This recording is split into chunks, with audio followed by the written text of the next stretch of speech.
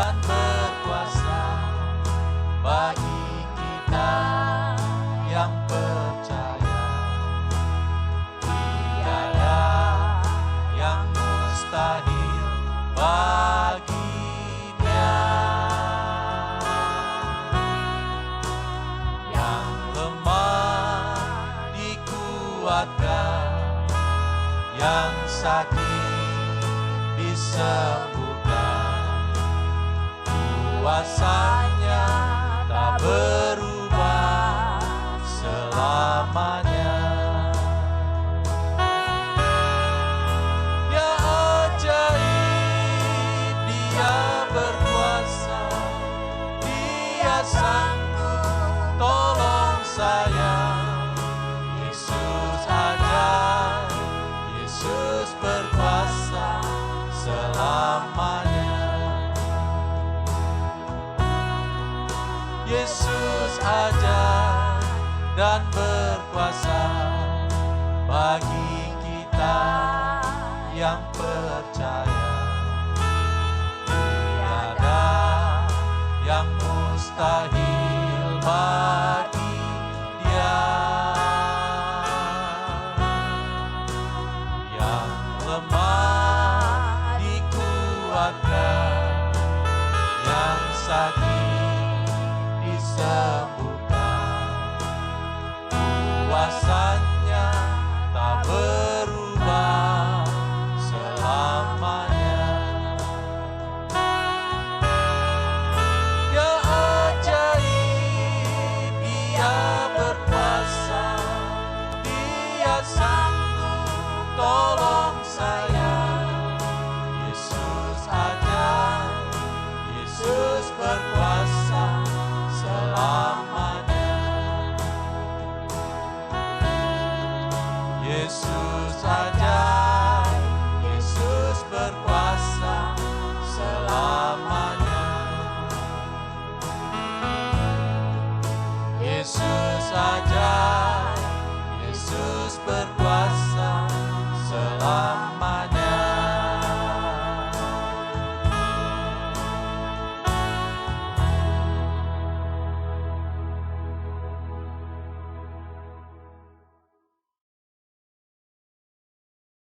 Haleluya, selamat malam, selamat jumpa lagi dalam program pendalaman Alkitab, Kitab Daniel.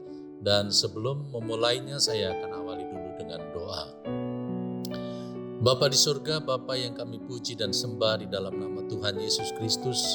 Malam hari ini lagi Tuhan kami bersyukur kepadamu buat kesempatan yang Tuhan berikan kepada kami untuk kami belajar lagi akan kitab Daniel. Tuhan, Engkau sumber hikmat, Engkau akan mengurapi kami hamba-Mu, mengurapi seluruh umat Tuhan, bahkan mereka yang mengikuti program ini supaya kami diberikan pengertian akan kebenaran firman-Mu. Terima kasih Tuhan, kami akan mulaikan dalam nama Tuhan Yesus Kristus.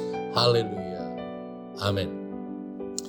Nah, puji Tuhan, pada malam hari ini kita akan lanjutkan pendalaman Alkitab, khususnya kitab Daniel. Pada minggu yang lalu kita sudah sampai pada Daniel 9 ayat yang ke-17. Ya. Untuk mereview saya akan membaca lagi Daniel 9 ayat 17, berbunyi demikian. Oleh sebab itu dengarkanlah ya Allah kami, doa hamba-Mu ini dan permohonannya, dan sinarilah tempat kudus-Mu yang telah musnah ini dengan wajah-Mu demi Tuhan sendiri. Ya, kita tahu bahwa pada minggu yang lalu kita sudah jelaskan tentang akibat dosa, maka bangsa Israel dia hidup dalam kutuk. Nah, Daniel memposisikan diri sebagai pengantara, sebagai juru damai, sebagai orang yang akan menghubungkan kembali umat-umat Tuhan dengan Allahnya, supaya umat-umat Tuhan boleh kembali menikmati hadirat Tuhan, boleh kembali berhubungan dengan Allah. Karena itu Daniel berdoa, ya. Dalam ayat yang ke-17 ini, dengarkanlah ya Allah doa hamba-Mu ini dan permohonannya. Daniel dia berdoa secara khusus, ya, untuk keberadaan rumah Allah di Yerusalem, ya. Dan pada akhirnya doa itu dijawab oleh Tuhan, ya, karena kita tahu bahwa Allah kita dia melihat, dia memperhatikan kepada orang-orang yang berdoa dengan sungguh-sungguh, maka dia akan mendapatkan jawaban daripada Tuhan. Kita melihat dalam ayat yang ke-18, ya, hari ini kita akan lanjutkan masuk kepada ayat yang ke-18. Saya akan bacakan berbunyi demikian. Ya Allahku, arahkanlah telingamu dan dengarlah. Bukalah matamu dan lihatlah kebinasaan kami dan kota yang disebut dengan namamu. Sebab kami menyampaikan doa permohonan kami ke hadapanmu, bukan berdasarkan jasa-jasa kami, tetapi berdasarkan kasih sayangmu yang berlimpah-limpah. Ya, Daniel dia tahu persis, dia paham persis bahwa doa itu bukan karena jasa-jasa kita, ya, bukan karena perbuatan baik kita, tetapi karena kasih sayang Tuhan. Karena itu ketika kita menaikkan doa, kita mohon belas kasihan Tuhan. Ya, kita melihat di dalam ayat yang ke-18 ini Daniel dia berdoa untuk kota, ya, berdoa bagi kotanya, bagi bangsanya dan bagi umat supaya jangan sampai binasa. Ya, kita melihat Daniel dia benar-benar membawa hal ini kepada Tuhan. Ayat yang ke-19 ini masih lanjutan dari doa Daniel. Ya Tuhan, dengarlah ya Tuhan, ampunilah ya Tuhan, perhatikanlah dan bertindaklah dengan tidak bertanggung. Oleh karena Engkau sendiri Allahmu, sebab kotamu dan umatmu disebut dengan namamu. Ya, Daniel dia membawa nama Tuhan.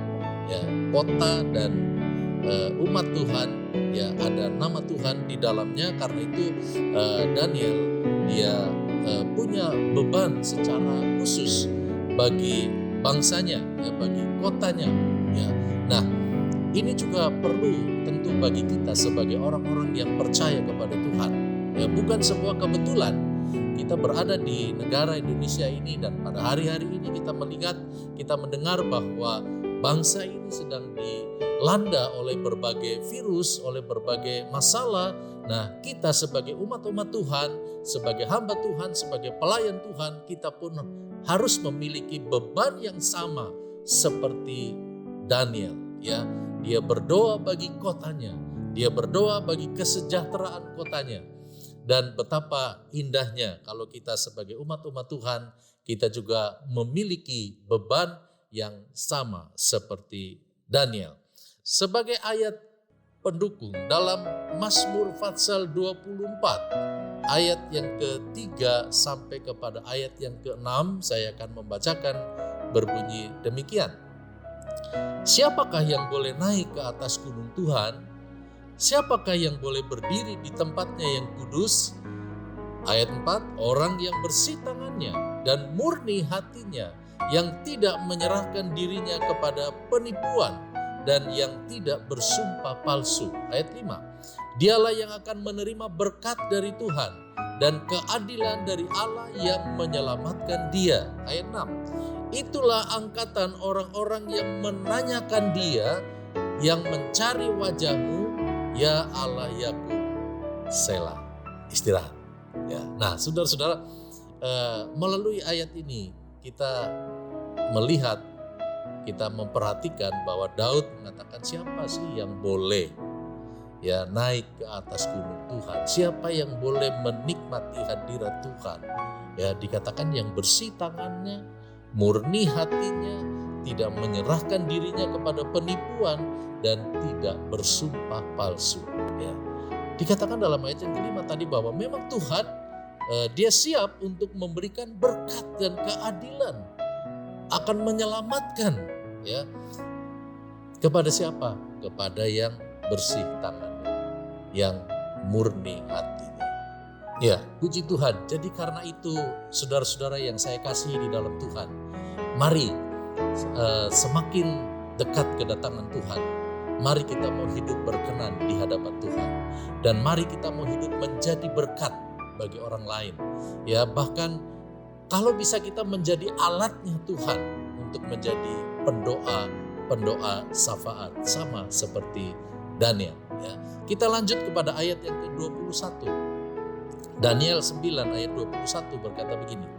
Sementara aku berbicara dalam doa, terbanglah dengan cepat ke arahku Gabriel, dia yang telah kulihat dalam penglihatan yang dahulu itu pada waktu persembahan korban petang hari. Ayat 22, Daniel 9 ayat 22. Lalu ia mengajari aku dan berbicara dengan aku. Daniel, sekarang aku datang untuk memberi akal budi kepadamu untuk mengerti. Ya. Jadi dalam posisi berdoa inilah, ya, datanglah malaikat Tuhan. Ya. Di sini kita akan melihat, kita belajar dari Daniel, ketika kita masuk di dalam doa dengan sungguh-sungguh di kaki Tuhan, maka kita akan doa itu akan membawa kita pada dimensi atau pengalaman rohani yang baru. Ya. Dan kita akan naik lagi. Ya. Iman percaya kita akan naik lagi. Kita akan punya pengalaman yang baru, pengalaman roh yang selalu berbeda-beda satu sama yang lain. Ya. Jadi kita akan semakin merasakan ketika kita bergaul karib dengan Tuhan, ketika kita masuk di dalam hadirat Tuhan, ya, maka saya percaya bahwa kita akan punya pengalaman secara pribadi dengan Tuhan. Ya. Dan melalui ayat ini juga saya menganjurkan kepada semua jemaat Tuhan, anak-anak Tuhan, mari kita mau meningkatkan, ya, saat teduh kita dengan Tuhan. Mari kita tingkatkan doa-doa kita kepada Tuhan. Dan biarlah dengan doa itu kita punya pengalaman yang baru dengan Tuhan. Dan kita harus punya keinginan yang bertambah-tambah. Ya. Sekalipun mungkin kita harus menghadapi berbagai macam pergumulan. Sekalipun mungkin kita harus menghadapi berbagai macam tantangan. Tetapi ketika kita tekun di dalam doa, ya, kita akan punya pengalaman baru bagaimana Allah akan berbicara kepada kita, bagaimana Allah akan memberikan jalan keluar kepada kita. Seperti apa yang dialami oleh Daniel ketika dia masuk di dalam hadirat Allah, maka Gabriel dia berbicara kepada Daniel, ya, dia mengajari Daniel. Dia berkata, Daniel, sekarang aku datang untuk memberi akal budi kepadamu untuk mengerti. Ya, saudara, begitu luar biasa. Ketika kita masuk di dalam hadirat Tuhan, Tuhan melalui malaikatnya akan memberikan hikmat kepada kita, akan memberikan akal budi kepada kita. Ya, nah, dengan itu kita akan melihat dalam ayat yang ke-23, Daniel 9 ayat 23. Ketika engkau mulai menyampaikan permohonan, keluarlah suatu firman. Maka aku datang untuk memberitahukannya kepadamu, sebab engkau sangat dikasihi. Jadi camkanlah firman itu dan perhatikanlah penglihatan itu. Ya, seperti yang saya katakan tadi, ketika kita masuk di dalam hadirat Allah, Daniel dia sungguh-sungguh kusuk, dia berdoa kepada Tuhan, maka dikatakan keluarlah suatu firman. Ya. Allah berbicara, ya. Allah memberikan firman-Nya, memberitahukan kepada Daniel. Kenapa? Tadi dikatakan dalam ayat yang ke-23, karena engkau sangat dikasihi. Ya. Sungguh bangga kita boleh menjadi jemaat Tuhan, anak Tuhan yang sangat dikasihi oleh Tuhan.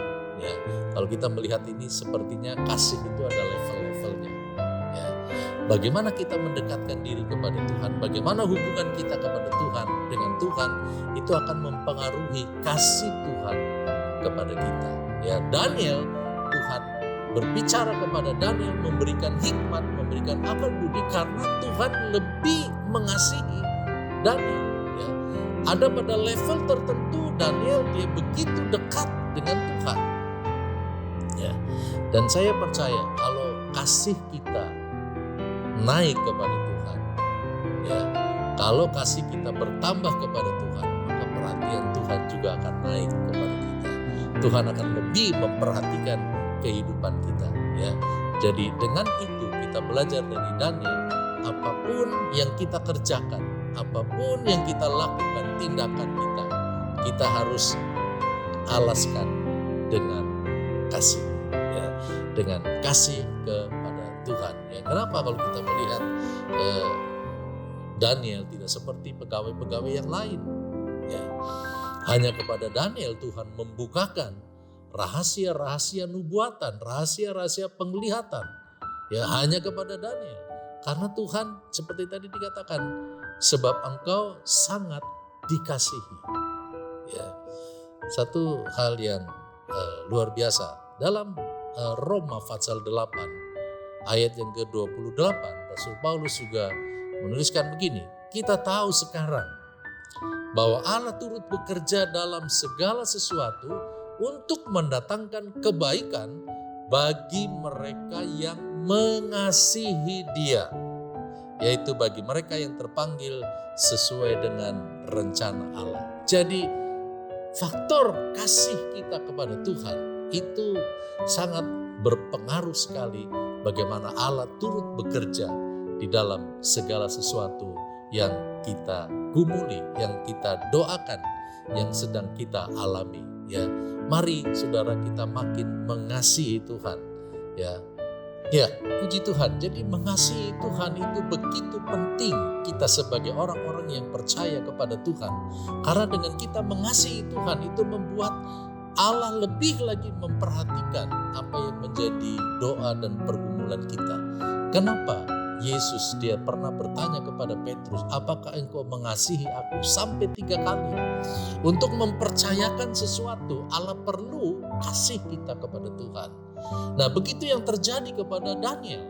Ketika Daniel adalah orang yang dapat dipercaya, dia betul-betul mengasihi Tuhan dan mengasihi umat-umat Tuhan, maka Tuhan percayakan hikmat yang luar biasa kepada Daniel. Nah, kita akan masuk kepada ayat yang ke-24 dari Daniel 9. Dan ayat ini menjadi sentral dari nubuatan 70 minggu. Ya, karena dalam kurun waktu nubuatan 70 minggu dicatat di dalam Daniel 9 ayat 24. Kita akan ikuti bersama pembacaan Daniel 9 ayat 24 berkata begini.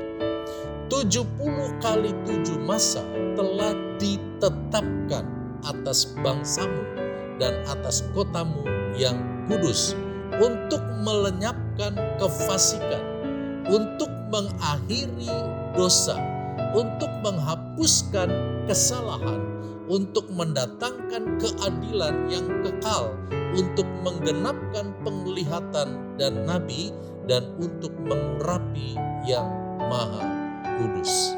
Ya. Jadi di dalam ayat yang ke-24 ini adalah merupakan sentral atau pusat pembahasan nubuatan 70 minggu. Dan kita tahu arahnya, sentralnya, fokusnya adalah Yesus Kristus. Ya. Dikatakan tadi bahwa 70 kali 7 masa. Ya, 70 kali 7 minggu. Ya, berarti ada 490 hari. Nah, kalau dalam perhitungan Alkitab, rumus nubuatan adalah 1 hari sama dengan 1 tahun. Ya, berbeda kalau kita di hadapan Tuhan. Kalau bagi Tuhan 1 hari 1000 tahun bagi manusia. Tetapi kalau kita belajar tentang nubuatan, 1 hari sama dengan 1 tahun. Berarti kalau 490 hari sama dengan 490 tahun. Ya. Jadi selama 490 tahun menjangkau sasaran akhir atau memiliki tujuan utama adalah 6 hal yang dicatat dalam pasal yang ke-24 ini. Ya. 6 hal itu adalah, yang pertama adalah melenyapkan kefasikan. Yang kedua, mengakhiri dosa. Ya, ini tujuan-tujuan dari Allah memproses bangsa Israel. Lalu yang ketiga, menghapuskan kesalahan. Lalu yang keempat, mendatangkan keadilan yang kekal.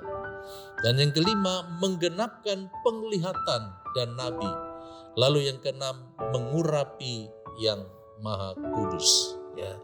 Keenam sasaran ini akan digenapkan di dalam Yesus Kristus, yaitu tentang kedatangan Yesus Kristus. Ya. Baik pada kedatangan yang pertama maupun pada kedatangan yang kedua. Karena kedatangan yang ke-1 itu tidak akan lengkap tanpa kedatangan Yesus yang kedua.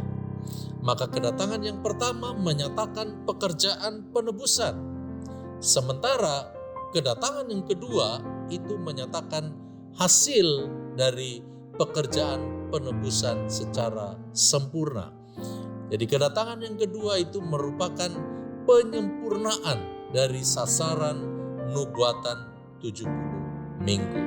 Nah, saya akan coba menjelaskan arti dari 6 sasaran dari nubuatan 70 minggu secara paripurna atau menyeluruh akan digenapi pada kedatangan Yesus pada kali yang kedua. Ya, ada 6 sasaran seperti saya katakan tadi.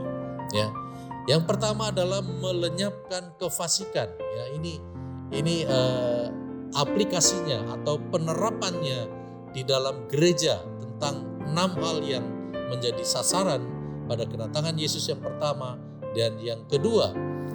Yang pertama adalah melenyapkan kefasikan. Ya. Artinya mengakhiri kejahatan. Jadi kejahatan-kejahatan, hal-hal yang tidak berkenan kepada Allah akan diakhiri, akan diselesaikan, akan dirampungkan di situ. Ya. Dan ini berbicara lebih kepada tindakan. Ya. Ada nilai-nilai pemberontakan, ada nilai-nilai perlawanan yang akan diakhiri di situ. Ya, jadi Yesus dia akan mengakhiri semua bentuk pemberontakan yang akan diselesaikan di kedatangan Yesus pada waktu di kayu salib. Ya, segala kejahatan akan hilang. Ya, tetapi yang jahat itu bukan berarti betul-betul hilang sama sekali. Ya, artinya di zaman gereja sampai sempurna masih ada orang yang fasik. Ya, ada saja orang yang fasik. Ya, maka sampai betul-betul nanti tidak ada lagi kefasikan. Ya. Jika tetap berada di dalam Kristus, maka kefasikan itu akan lenyap sampai sempurna. Ya.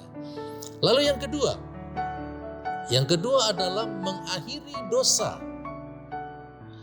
Menghilangkan atau menghapuskan, mengakhiri dosa. Ya, kita tahu bahwa di dalam Yesus, ya, melalui salib, dosa telah dihapuskan atau telah dilupakan oleh Tuhan. Namun bukan berarti dosa hilang sama sekali di bumi. Bukan berarti setelah Yesus mati di salib lalu gak ada dosa lagi di bumi. Ya. Nanti akan betul-betul hilang pada saat datang eskaton. Ya, kedatangan Yesus pada kali yang kedua sebagai penghapus dan mengakhiri dosa secara menyeluruh. Ya. Lalu yang ketiga, menghapus kesalahan. Ya. Mengadakan pendamaian terhadap kejahatan. Ya, dulu kita adalah seteru Allah. Oleh salib Kristus kita didamaikan. Ya, dan kesalahan kita dihapus. Ya, namun bukan berarti kesalahan tidak ada lagi atau hilang sama sekali. Tapi kita harus didamaikan hari lepas hari.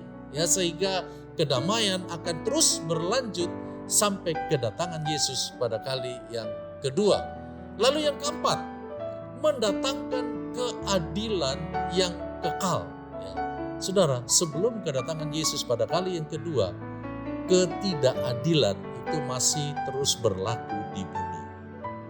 Tapi salib Kristus merupakan pintu gerbang menuju keadilan.